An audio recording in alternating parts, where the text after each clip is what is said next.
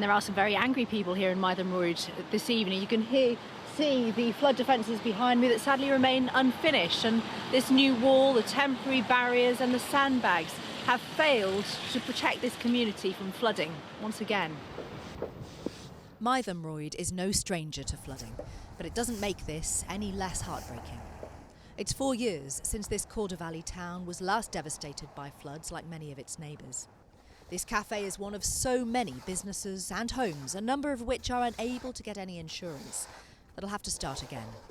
I was in the cafe when the water came in, and it literally went from being 2 inches high to thigh high in 10-15 minutes, and I couldn't get out of the front of the building, and I had to climb up and over the fence here, which, as you can see, it's about 8 foot. Gosh, it's quite scary as well. Yeah, very, very scary. More than 100 millimetres of rain fell in 24 hours in this area between Saturday and Sunday, one homeowner capturing the speed at which the water rose up into his property.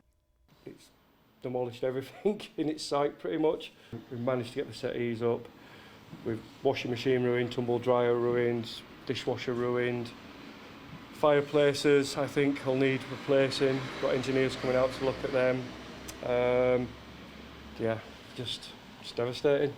But it's not just in West Yorkshire where Storm Ciara has left its trail of destruction. In the West Country today, the old Severn Bridge was closed in both directions after a sudden spike in wind overturned this lorry. Homes have been evacuated in Brentwood in Essex after this car fell into a sinkhole that suddenly appeared. The driver escaped unharmed.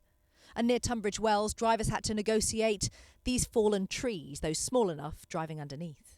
At Heathrow Airport yesterday, this plane aborted landing after hurricane-force winds prevented pilots from making a safe touchdown. This lifeboat crew was close to capsizing in choppy waters off Hastings as they went to search for a surfer who was later washed ashore. And at Hoyk in the Scottish borders, parts of this 200-year-old guest house were washed away into the River Teviot.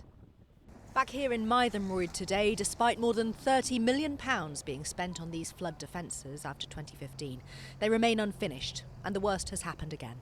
Anger is probably going to be the emotion for most people. I appreciate it's natural forces that you can't deal with sufficiently all the time, but the provision that was put in was not good. There are questions that need answering. The Environment Agency says these defences will be finished this summer. But for those who live here, it's too little, too late. Catherine Jacob, 5 News, Mytholmroyd.